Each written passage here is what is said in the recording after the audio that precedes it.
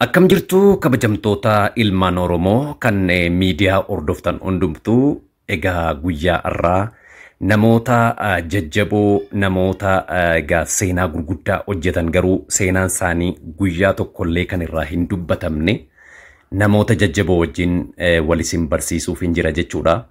Isaanis egaa qindeessitoota muuziqaa Oromoo bakka muuziqaan Oromoo itti oomishamtee baatu yookaan oomishtoota muuziqaa Oromoo lafee dugdaa yookaanis immoo spinal cordii artistoota Oromoo somba artii Oromoo kan ta'an egaa guyyaarraa isiniif qabadhee dhufeen jira. Namoota kana wajjiniin walisin barsiisa.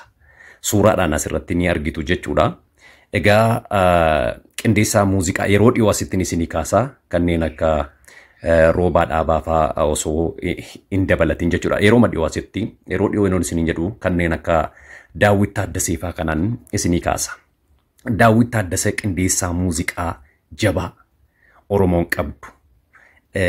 Ogeessa jabaa teekinooloojii waliin tarkaanfatu. Akkasumas qindeessaa muuziqaa Dinqisaa Dabalaa. Egaa walleewwan qabsoo hedduu seenaa gurguddaa warra hojjetan keessaa isaan tokko warri kun jechuudha.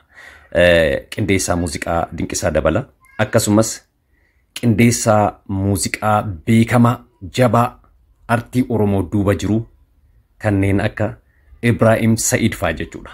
Nama jabaa akkasii.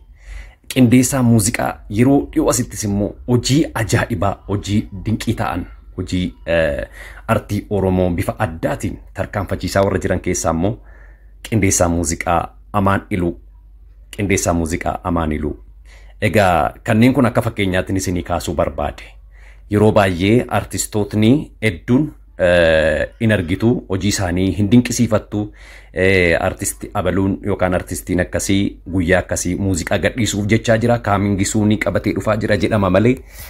Akkasumas awaardiiwwan garaagaraa irratti yeroo dorgoman awaardii irratti yeroo hinjifatan hojii sanaan waa'ee qindeessitoota muuziqaa kana guyyaa tokkorraa kaasanii irraa dubbatanii beekan.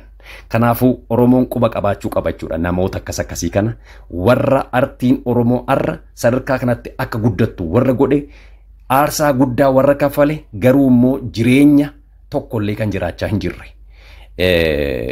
Guyyaa tokko dhiqatee dibatee uffatee gammadee kan hin beekne halkan guutuu akka waraabessaatti muuziqaa qindeessaa kan bulu.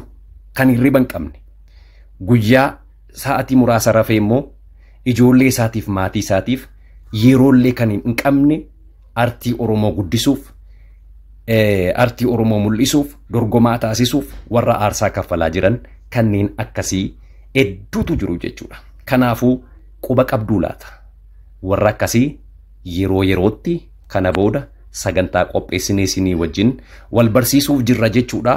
Galatoomaa ulfaadhaa. Yaada keessan koomentiidhaan nuuf ka'aa. Galatoomaa.